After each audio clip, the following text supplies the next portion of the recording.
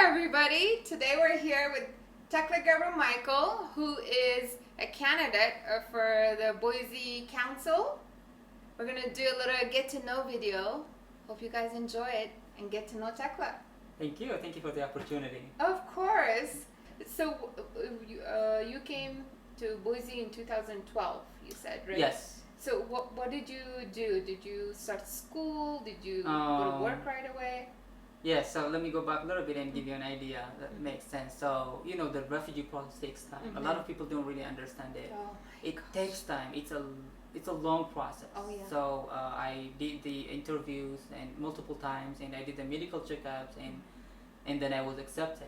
Mm-hmm. So I did the cultural orientation, which is a 3-day cultural orientation about the United States.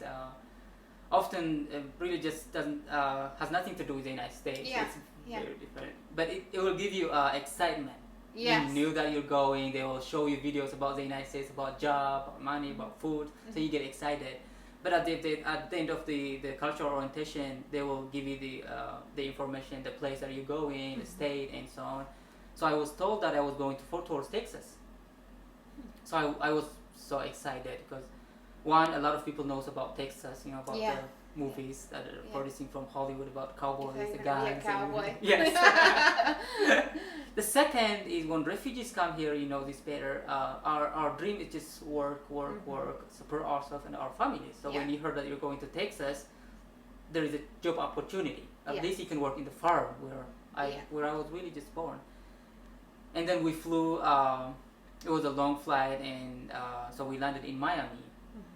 I was with another about 25 other refugees from Somalia, from Sudan, from Congo. We just become friends throughout the flight. And then we were at this huge airport that I see for the first time, and that was actually my first flight, and it was overseas. And then this lady came to us, and she started calling my name. And she started calling my last name, which we don't also use in Ethiopia. We use first name and second name. She started calling Gebremicheal, a guy that was passed away like 20 years before even I was born. Yeah. But because nobody claimed, I stayed forward and I asked her, can I see the name? And she saw me the paperwork, and my name was there, and it's me. I said, it's me. She said, your destination has been changed to BOID. That's on the airplane ticket, and I was shocked. I never heard of this place, and neither of my friends. They were behind me, and they were saying, hey, Tecle, you can say no, this is America, it's freedom. Oh my gosh. Little did they know. And I said, no, that's not really how it's going to work. And I stepped forward again, and I asked her, where is this secret place? She smiled and said, I'm not sure, but I can guarantee you that it's inside the United States. You're like, that's all I need. And I said, okay, one of the things that we lost when we become refugees is just you don't have a voice. Yeah. You don't get to ask, you don't get to question, and you just get what has been provided. And I said, okay. And I stayed the night there, and I was sent the next morning to this secret place. And right before the plane was landing at the airport, I saw through the small airplane window, and I looked into the mountains and the rivers and the hills that made an instant connection to the place where I was born. And I said, this must be the right place, and it has been the right place. It was just meant to be, yes, even though it crushed your dreams of being a cowboy. Yes, I know. What was your first impression of America? Like, what did you think when you first landed in Miami? When I first landed, I think the first thing that happened to me was there was one caseworker from the agency at the airport, and it was two of us.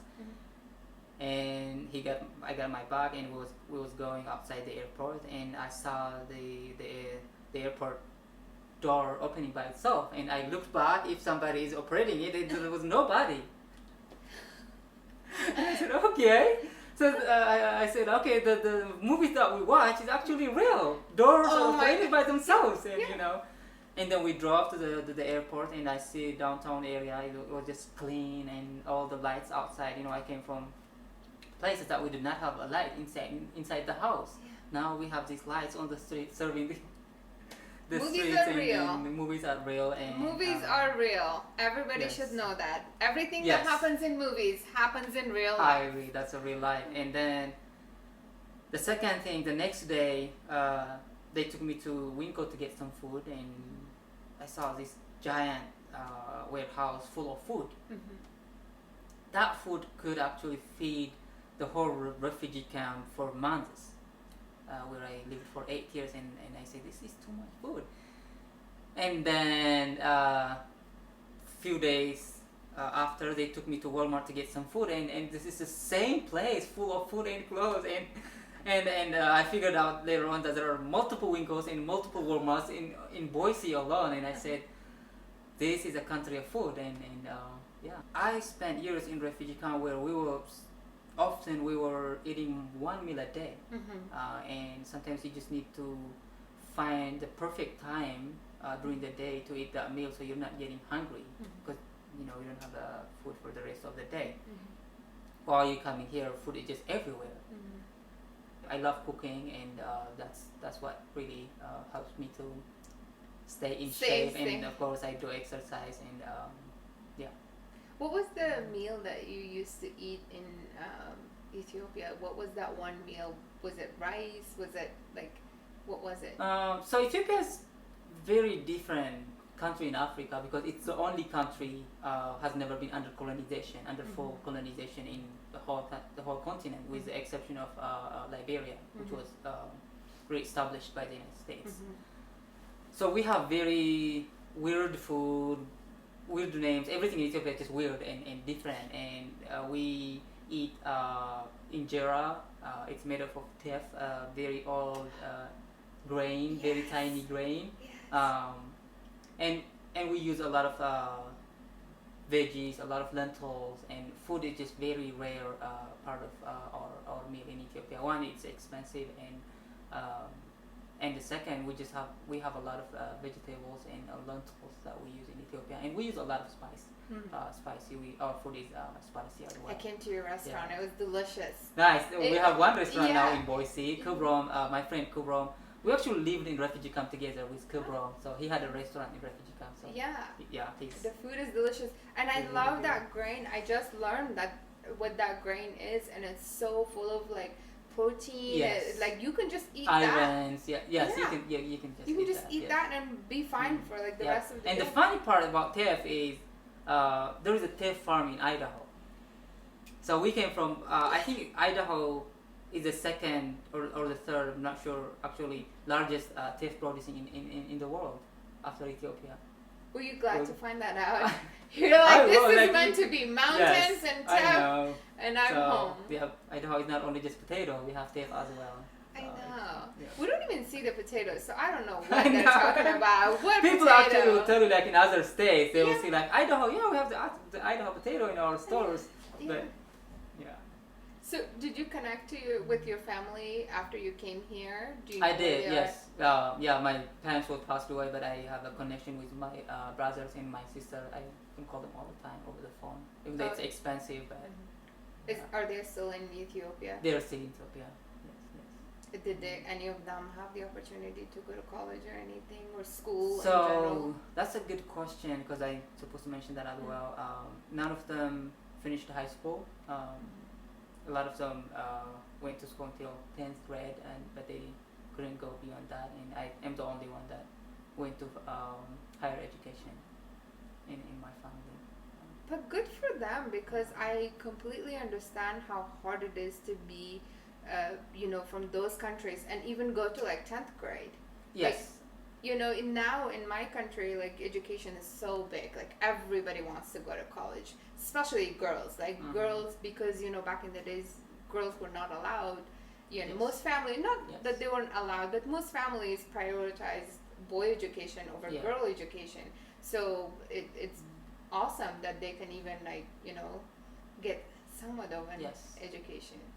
Yeah, and again, the whole credit goes to my father. He was a big really Advocate. advocate for education, and we all got an opportunity to go to school, including my sister. She had the same education level as my brothers as well. That's awesome. That's so good. So what was your first job when you came to America? That's a good question. So when I first got here, I'm gonna go back a little bit and add to the story. Now I realized that I'm starting a new life in a new country, and I realized that I also realized that I'm way behind from my age group, because I came here at age 21 with 7 years of school. Age 21 who's been living here for a while or who was born here have probably finished high school at least, and some of them are in college, some of them have jobs, and even if life happened and if something happened to them, they have a family that they can ask for help or friends, and even though it's not really a big part in the United States, like getting support from families. That helps me to really just focus, and I made 3 long-term goals on the first month. Education has been my priority, and I figured out how to get back to school, so that's another funny story. I asked some friends how to get back to school, and they told me, okay, you cannot go to school, you're age 21, you cannot go to high school in the United States, it's by age.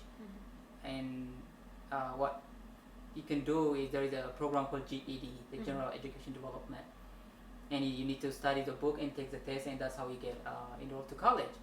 And I said okay, and I asked some friends, where do I get the book?